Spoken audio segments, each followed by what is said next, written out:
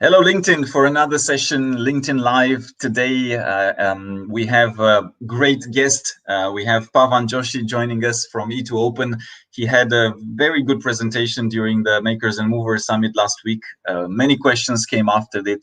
He spoke about managing future supply chain disruptions and looking beyond the surface with data. So he's here today to answer some of the questions that came from the summit, as well as take questions, new questions that come up. So as always, do post it in the comments. Brief intro on Pawan for those of you who did not attend the summit. So he is the Executive Vice President, Product Management and Strategy at E2Open, been with the company since 2003, so quite a while, approaching his 20 years. He is responsible for corporate strategy, product and technology strategy. He works very closely with customers to understand and address their complex and evolving supply chain needs.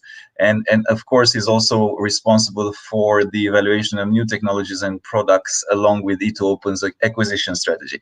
And just a brief also on E2Open, most of you know them. It's a leading network-based provider of 100% cloud, mission-critical end-to-end supply chain management software. So, Pawan, pleasure to have you. Thanks for joining us once again. Thank you, Radu, and thank you everyone for this opportunity. Look forward to this discussion, Radu. So let's start with this. This was, I guess, the thread throughout your presentation. Maybe we pick it up from there. Do you see something different that clients are doing or could do when these big disruptions are coming? And you spoke a lot about the Suez disruption in your presentation. Tell us a little bit more. And I guess the angle is also, is it systems, tools? Is it more people's behavior? What is it? Yeah, I think, at the end of the day, it always comes down to people, process, and technology, right? And, I strongly believe that given where we are from a technology standpoint, we've made tremendous amount of progress. There's no dearth of technology. There's no dearth of, compute power these days. But I think what really needs to start inflicting right now is, the processes around, how businesses need to move and decisions need to be made, and also the people in terms of how they interact and collaboratively work. I think one of the things that we've seen is that when we're starting to transform our businesses, we look at technology as a means to do what we were doing, or we were solving minor problems in the past, right?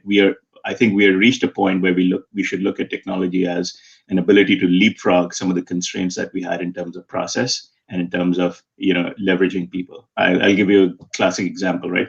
Oftentimes we talk about planning, as an ability, and in many cases within planning we talk about scenario planning. And in many cases within scenario planning, we are most of the times in many cases creating scenarios that deal with data quality, or scenarios that deal with what if the supplier is disrupted, what if this particular component is constrained, what if 2-3 tiers up there's a manufacturing issue, or 2-3 tiers down there is a channel or distribution or forecast bump. I think we've reached a point where we don't have to scenario plan based on that. We have the ability to reach out into those tiers and actually get their point of views on it, right? So the collaborative process by which you think about planning, and the inclusive process by which you think about planning and execution coming together and evaluating scenarios is there. The technology exists there, but we still continue to operate in our functional silos and our enterprise silos. Transportation doesn't talk to procurement doesn't talk to planning doesn't talk to the channel operations, but these are all linked, right? Yes. And the technology to link them always exists. And you take one step out, suppliers don't talk as often to the brand owners. The contract manufacturers don't talk to the suppliers, brand owners, and the logistics service providers in one place. If all they come together and start thinking about things, in a more holistic fashion, I think there is opportunity for us to transform quite a bit. So coming back to your question, I think it is it's all three. It is really how should the processes change and leapfrog using the technologies that are available. And when you start thinking along the business process around decision making and in a collaborative fashion outside the four walls of an enterprise or outside a department, naturally people's behavior, their roles will also change. Right? You're not focused on 80% of the time trying to get data into an application. You're focused on 80% of the time using the application to get insights and make those decisions. And that's really the key pivot that needs to happen.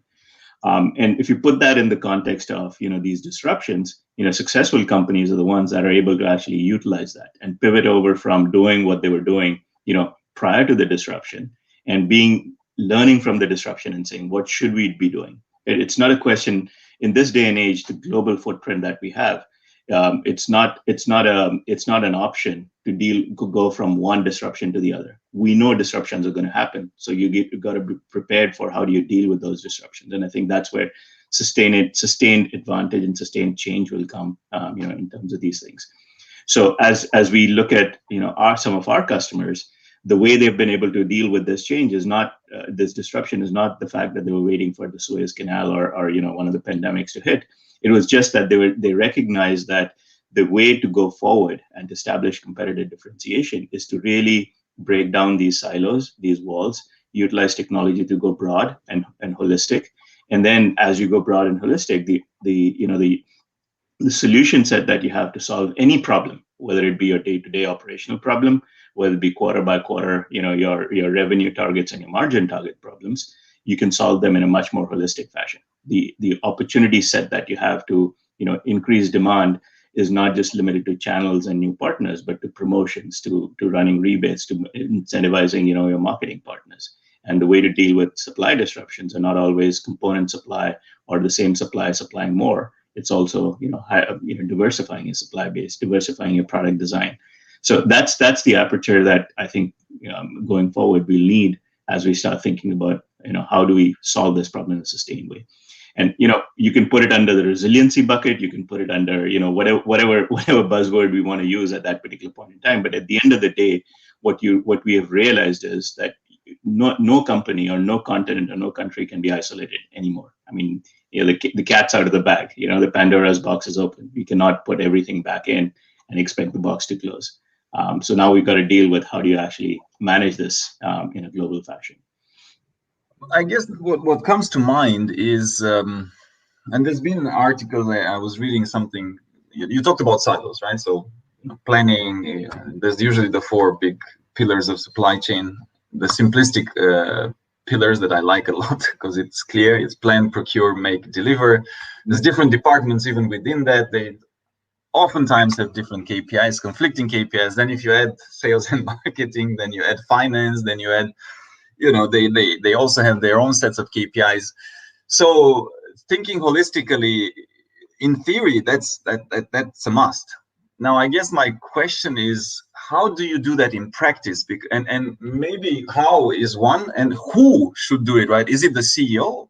Is it the CEO, the chief supply chain officer, CFO? Because that people's behavior underneath needs to be driven from the top, right? So let's go a little bit, and you've seen so many case studies, right? So maybe you can even give an example. Yeah, I mean, I think at the end of the day, we all are driven by what we are measured on, right?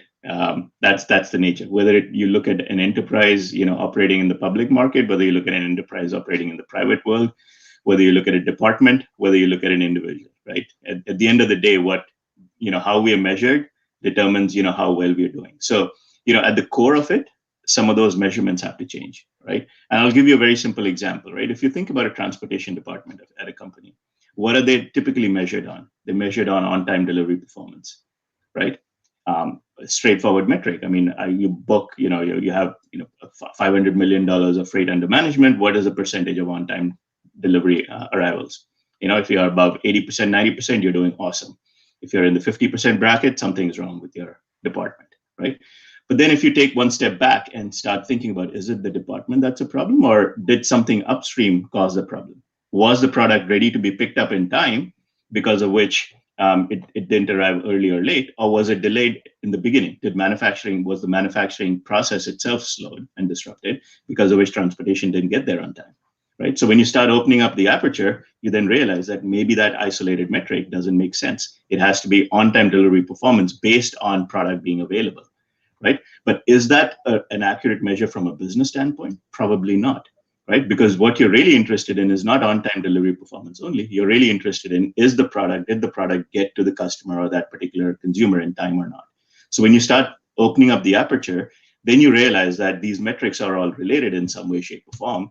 And in some cases, you got to start rethinking these metrics, either individually and combining them together, right? Or there is a whole new metric that needs to come up, right? Another great example that we always see is, and I've seen this firsthand, products are running late.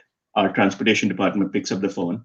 calls up the carrier or the third-party service provider and says, hey, I want to expedite this. It's 2 days late. How can you get it to the final DC in time? The guy says, look, it's on a ship. It's going to dock 2 days late. And if I go through the regular mode of transportation, put it on a rail car and get it there, it is going to be 2 days late. But you know what? You have an option. I can deconsolidate that container, pull out those 5 pallets, and then put them on a truck and get them there in 2 days ahead of time. They say, perfect. What's going to cost? $2,000, $20,000, whatever the case is. Pay some money, get that expedited. Check mark on your on-time delivery performance. But nobody asks, is it okay to actually expedite it? And an ocean journey typically starts 5-10 weeks ahead of time, and it's based on a certain forecast out of that DC. That forecast is variable, right? And for all you know, that at that DC there's enough inventory to deal with that 2-day delay. Why? Because forecast is variable, and I might not have sold enough of that particular product. So it's fine for me to actually buffer that 2-day delay because I don't really need it right now. There's enough inventory there. But what have I done? I've actually spent money to bring inventory into a DC where I didn't need it.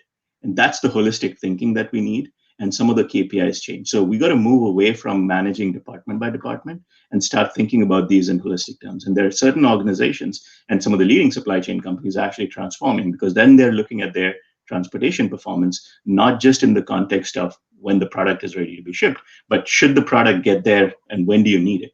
And when you start opening up that aperture and not look at this particular department, but what happens upstream and downstream, things become really interesting. Channel performance is another great example. I mean, we have a pretty big footprint in the channel side. And oftentimes we say this partner is not doing well, that partner is not doing well. But when you look at it in isolation, you might say, yes, its target was 10,000 units this week. They only sold 8,000 units. So yes, I'm going to ding them. But nobody takes a step back, or very few companies take a step back and understand, were we even able to ship them 10,000 units? Or did we actually ship them only 8,000 units and they sold 100% of it? Right? Those are the kind of KPIs that have to transform. And I think businesses will transform when you start looking at it holistically. So going back to your point, I think these are the small incremental steps in which things and processes have to change. And we're already seeing them change. And technology is actually enabling these changes. And the constraints that technology posed 5, 10, 15 years ago to break these processes into silos, technology is now there trying to combine them together. No, some very good pointers. Thanks for that, Pawan. I'll take this question. Gary asks, can you predict an event like the Suez blockage? So let's address this. What's your take on this, Pawan? No, I think well, you cannot predict disruptions, but you can pretty much guarantee that there will be some disruptions, and you don't know where they come from, right? So you got to be. This is where the concept that we were discussing earlier is resiliency becomes important. So when you take a step back and think about, is resiliency something that is going to cost me? The question to ask is, if you don't invest in things like dealing with disruptions, what does it actually cost you? So the opportunity cost of not having some of those contingency plans or contingency processes to deal with those disruptions is the cost that you have to think about, from a resiliency standpoint. So yes, in reality, you'll never be able to predict, hey, when is the next disruption going to happen and from where it is going to come from.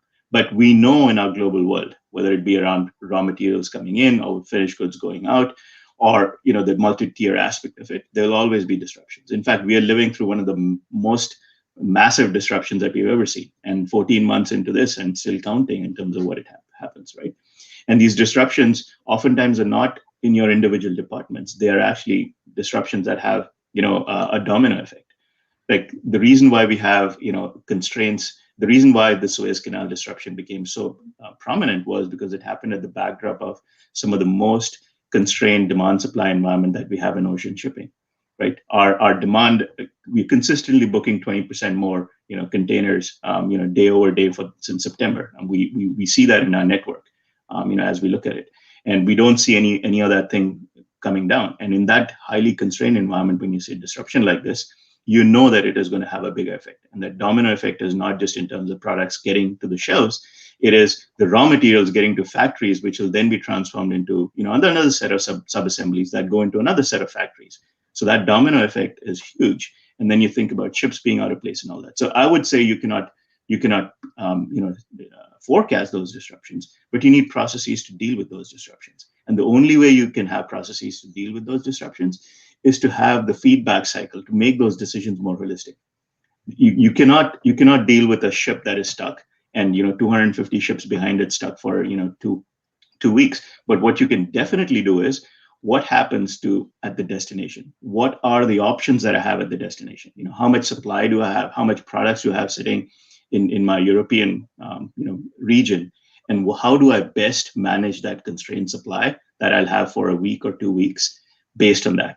Right? I want to maximize as a company. I want to maximize my revenue, my profitability, my customer sat with that constrained supply. And then once I do that, then I turn around and say, how do I actually figure out and minimize that constraint? How do I look for alternative sources of supply, alternative modes of transportation?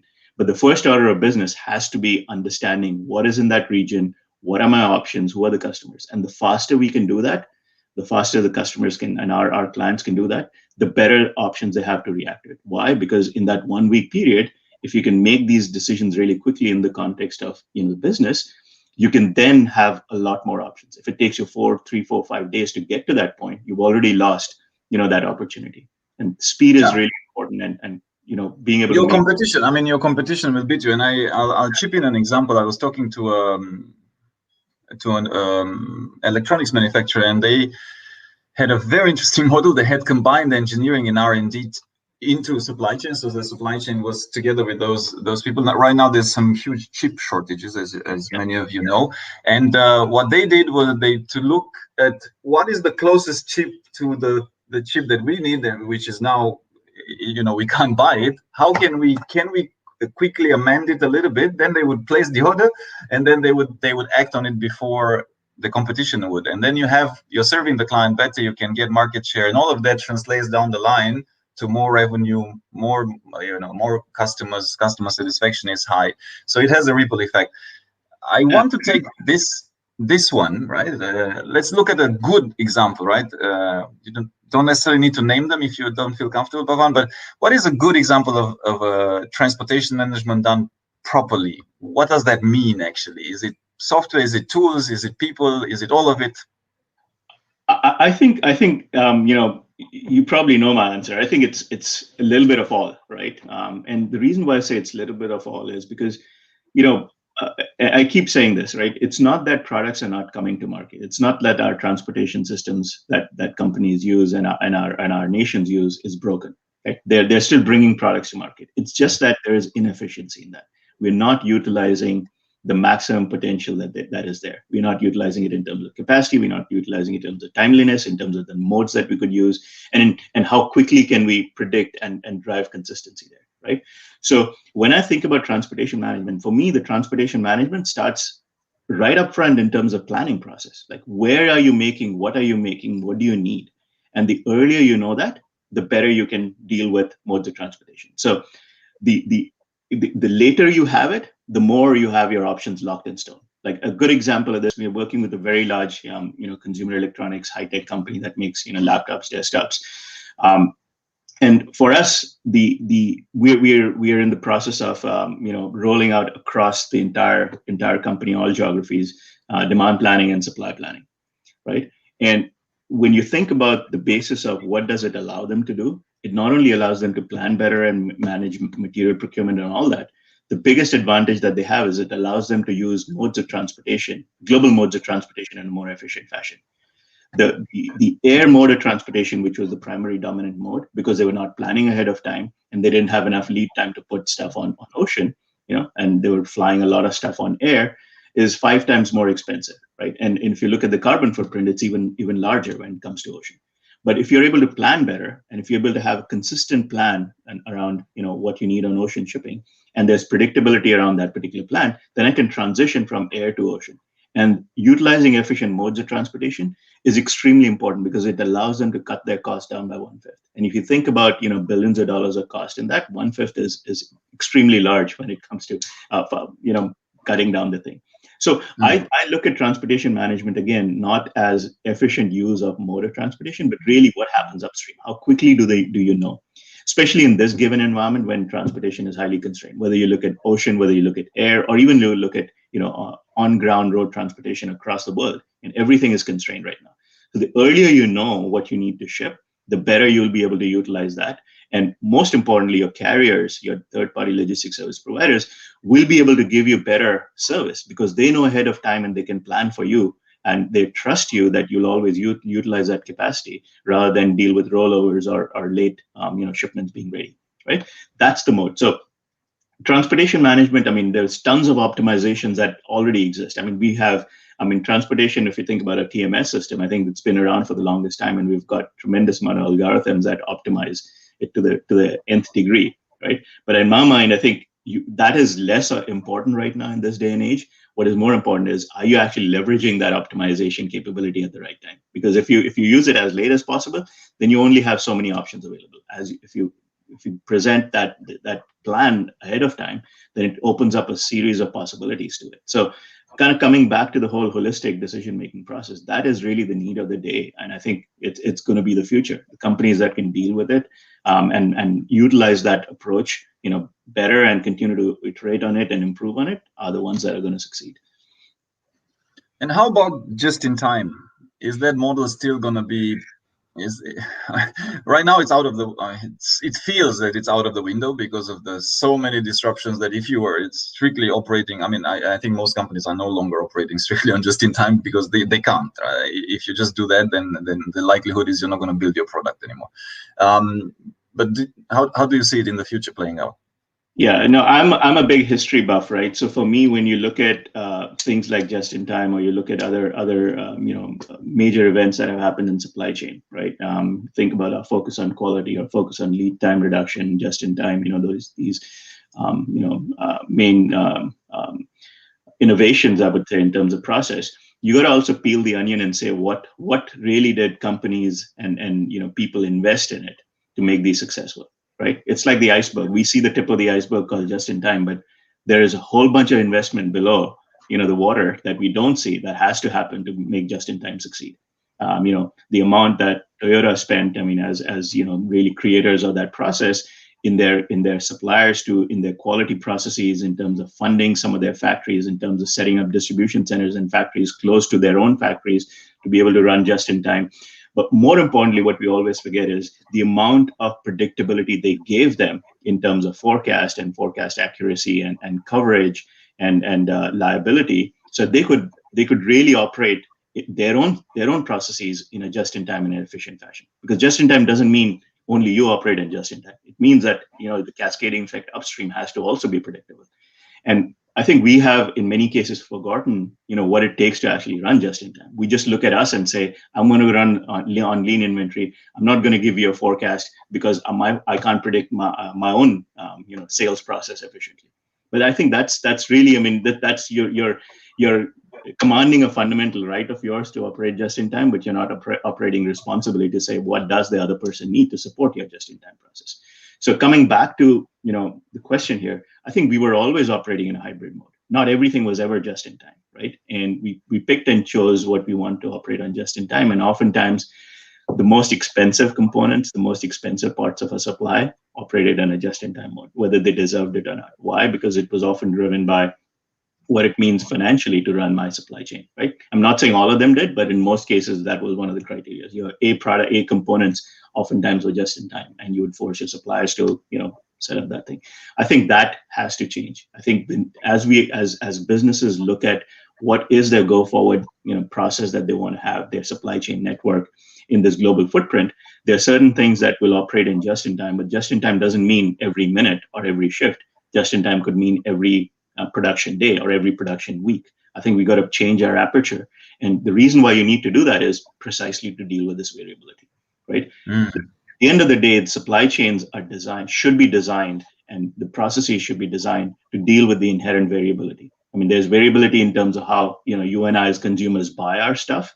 There's variability in terms of, how you and I, if you were driving trucks or if you were on ocean shipping, how it works, and there's variability in terms of our production processes. The name of the game is really how do you deal with that variability to drive as much certainty so that you can operate at a steady state level, right? And successful companies operate that way. And just in time has to be not in the context of minute by minute. It could be a broader context in terms of what does just-in-time mean for me.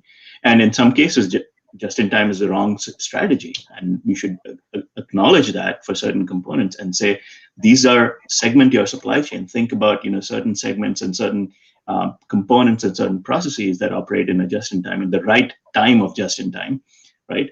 And certain other things you operate in a different mode. And in a constrained environment, like you think about chips, where you need more and more of semiconductors in all our products. The concept of just-in-time really doesn't work. If you think about ASICs that we're using, especially designed chips that we're using, and sometimes you got to book your capacity at these fabs, 1, 2, 3 years ahead of time. There's no concept of just-in-time there, other than call-offs on how your lots ship, right? So there are various modes in which you got to think about it. But going back to the concept of just-in-time is super powerful, and I think that should not go. What we should really understand is, what time frame are we talking about when we say just-in-time, and what kind of responsibility do we have on the upstream supply chain to help help you operate in just-in-time, at the right definition of just-in-time. So fantastic peeling of the onion, Pawan. Great stuff. Lots of great comments. I'll just pick one just so that you know. Eric is a good friend. He's writing for the Journal of Commerce, so he's enjoying it. He's writing a lot on logistics and technology. Maybe you know Eric Johnson. Yeah. So great. Yeah, some great examples. Thanks for that. And I want to a little bit add on the Toyota. They made the news. Several. I mean, I think there was a Bloomberg article that praised them, said, look, these guys predicted the fact that there's going to be shortages. They actually build buffers because they had that visibility into tier 4, 5, 6 providers. And I think you touched upon a point that so many times we forget. It's Toyota is predictable. You know what to expect, right? For good and for bad, right? I mean, you know that they're gonna, it's not necessarily gonna be a pleasure or easy dealing with them sometimes. They can be rigid and strict about certain things. But if they say they're gonna do something, you are clear that they're gonna do that, right? There's no sort of uncertainty that halfway through they pull out, right? So to that point, I would like to talk maybe a little bit more. And I was part of a discussion yesterday where now I'm linking it also to KPIs. So we have a lot of KPIs on time deliveries, on whatever. Professor Richard Wilding from Cranfield University said, yeah, but why don't we have a KPIs on relationships? Yeah. Because a lot of these things are actually linked. If you ruin your relationship with your vendor, good luck, your provider, and so many. I mean, it's happened so much right now in transport, right? So many shippers that screwed over time and zeroed and really paid peanuts. They now the logistics providers say, hey, now is my market, right? So now it's my time to bank, right? So I just like, I wanted to add that to the flavor and almost like a KPI on relationship. And I'll just let you, I don't necessarily have a question, but I let you also add or put your inputs into it.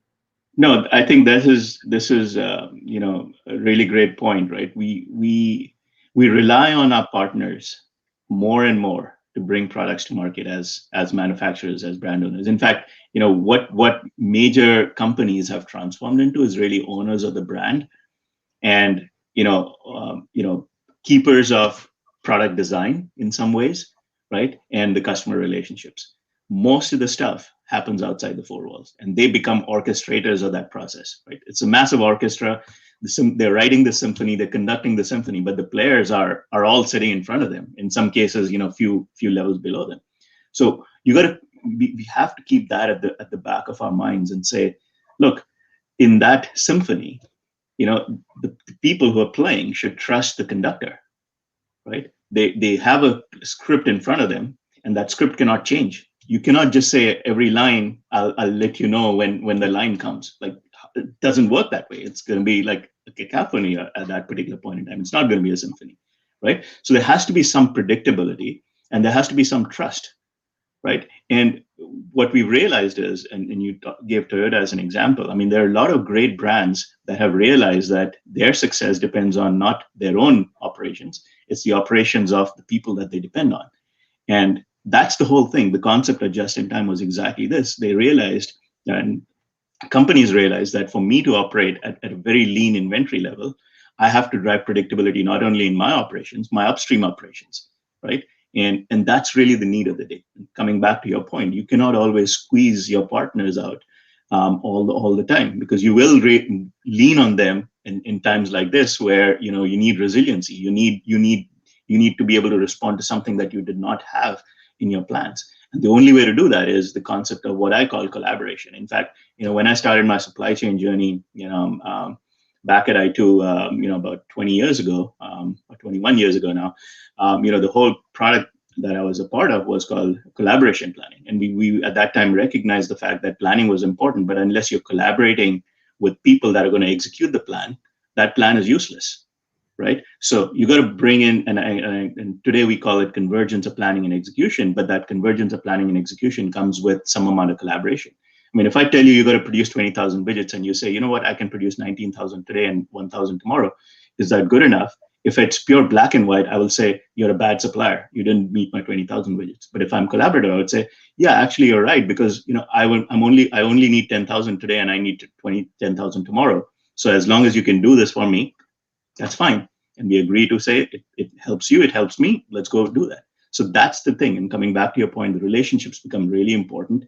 And I think at some point in time, we have to develop these KPIs for relationship. And in fact, I would argue that those KPIs or relationships have to be multi-tier in nature, right? It's not just me working with you, Radu, as my immediate supplier or my immediate customer, right? It has to go what's behind you in terms of your suppliers, because they depend on me for business, right? Or a series of people that look like me for their business. Like the chip shortage is a great example. I mean, we all knew that we were putting more and more chips into all our products, whether it be automotive, whether it be toasters, whether it be our fridges, whether it be our laptops.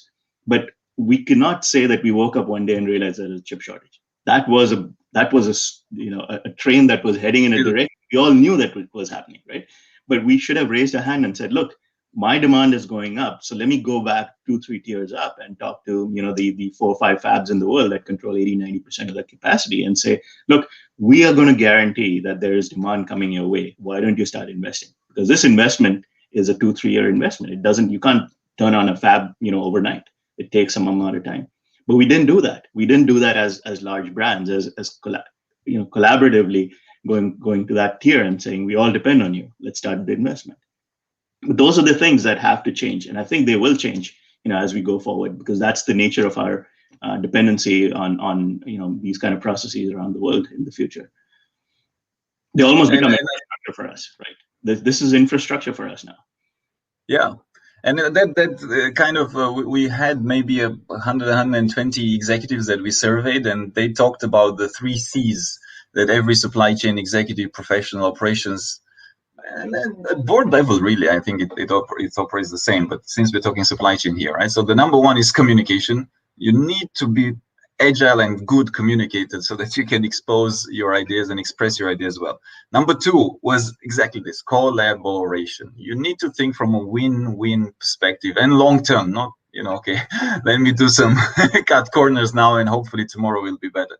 So collaboration is a big one. And the third one was change management. It's a constant change. It's a constant adaptation. So you got to keep your teams and yourself and the culture of the company adapt, agile, and willing to move, right? So these 3 things, it boils so nicely into your point with collaboration as was one of the key, and then communication and change management. Final, as we're approaching the end, but final question, what would be one piece of advice for all supply chain practitioners dealing with this disruption after disruption after disruption? I think my advice would be recognize that the way in which we work today will have to deal with these disruptions. And you have to recognize that these disruptions are not always going to be on the supply side. There'll be disruptions on the demand side as well, right? We oftentimes talk about supply constraints. This factory went offline, and this particular component is short and all that. We don't talk enough about how the market dynamics are changing. Right? Certain product lines of ours completely went out of demand, over the last 14 months. Now, that's a massive disruption if you think about it for a company that relied on that particular product line for a significant part of its revenue. That's a disruption. And we need to realize that disruption will happen in both directions, on the supply side, on the demand side, and they'll be driven by things that are not in your control, right? Weather patterns and these logistics things, or even global trade. Right, we've seen some of those disruptions happen. You've seen Brexit happen. You've seen NAFTA change to USMCA. You've seen these trade wars that are going on between different countries around the world. Nothing to do with supply chain, but everything to do with commerce that supply chain supports. So the important thing really here is to be able to recognize that these disruptions will happen and build the processes to deal with them. And those processes should really be oriented around two things in my mind. How quickly can you detect, the speed at which you detect a disruption? In some cases, it's like you're trending towards a disruption. Like the chip shortage is a great example. We knew we were tending towards that, but we kind of said, it'll happen. We'll deal with it, right? There are those. And so you gotta be able to look at that, or there are events that happen like the Ever Given happened, right? Unfortunate event, weather and whatever you want to call it, that disrupted it. But how quickly can you detect it? How quickly can you assess the impact of it? How quickly can you figure out what the alternatives are? And then most importantly, is how quickly do you react to filling that hole? And the last point in my mind is extremely important. These disruptions have happened in the past. What have you learned from them? So the next time a disruption similar to this happens, you have some sort of an operating procedure. Like a good example of this is we had this power supply shortage, in the high tech space some time ago, about 5-10 years ago. We saw that disruption. We dealt with that disruption. Now it was a really short-lived disruption because some of the production lines went out offline because of fire, but there was a disruption that happened. Did we learn from that? How did we react to that? Did that actually come back into our standard operating procedure? Not as a day-to-day thing where I need to build another buffer, but to recognize how quickly were we able to react to that? What did we do when that happened? How did we react to alternative sources of supply? How did we react to the constrained supply that we had and maximized the opportunity for our customers and for our business? Those are the resiliency things we need to build in. And if we think along those lines and make sure that we realize that disruptions are always going to be here, both on demand and supply, and continue to focus on leveraging technology to deal with that, coming back to your point, in a collaborative fashion, because your sources of solution may not come from within your own company, it may come from your partners. So rely on them because they know, some of the alternatives. Like in this day and age, when we don't manufacture stuff, right, as brand owners, when our contract manufacturers produce it for us, you talked about design engineers, design engineers should sit with production engineers that may not belong to your company, but they're a very key asset to solving your problem. So it's really thinking holistically, recognizing that disruptions are here to stay, understanding how you react to those disruptions, and think collaboratively as broad as you can across your supply chain. Rely on your partners because whether you like it or not, you're depending on them, in the future. Some real gems, Pawan. Greatly enjoyed the discussion. Lots of takeaways. You made it very practical and compliment here. So thanks a lot. Many other questions, actually, I'll take you separately and offline. Thanks for the time. Keep helping people with their supply chains, and hope to see you again soon. Thank you, Radu, and appreciate this forum. And thank you, everyone, for participating here.